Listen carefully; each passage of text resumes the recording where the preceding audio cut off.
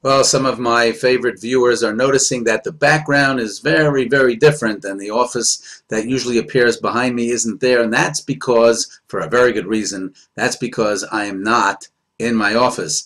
Actually, I'm out of town, and it is because of a very joyous occasion. I like to tell all my viewers and listeners and all the fans out there that my son got married this week.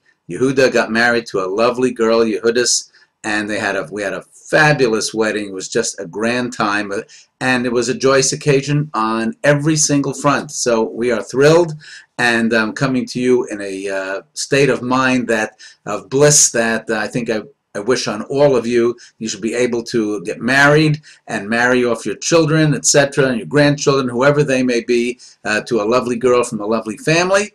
Everything should go great. And here I am, faced with one giant question. That is, what do I tell my son? Meaning, when I got married, I lived in Brooklyn. My rent was actually, believe it or not, $170.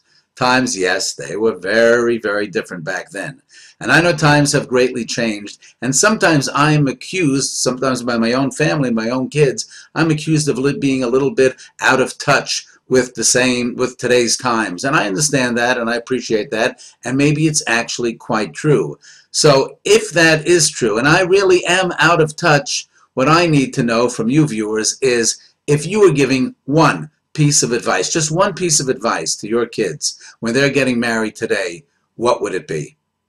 Because somebody who doesn't really know what's going on today may not realize about how important blank is, or may not realize that times have changed and that you have a different way of speaking to your spouse. The expectations are different. The reminders are different. The concepts, the values perhaps even have changed.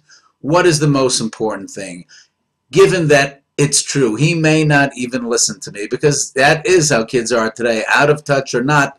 I know that kids don't listen that much, but if your child would listen to you, if your grandchild would listen to you, what is the one greatest single piece of advice that you would offer them today? Use the comment section below. Just limit it to one thing, something you've heard from your experience, something somebody wise once told you. And you know what? I'm going to share it with the couple. And I'm going to tell them this is the one thing that I want to share with you that the viewers out there said, this is the most important thing to remember. Go to it, folks. One single piece of advice to help a married couple today in 2014. Yes, they were married on New Year's Day, 2014. What's the one single piece of advice you would give to a married couple today? Something to think about.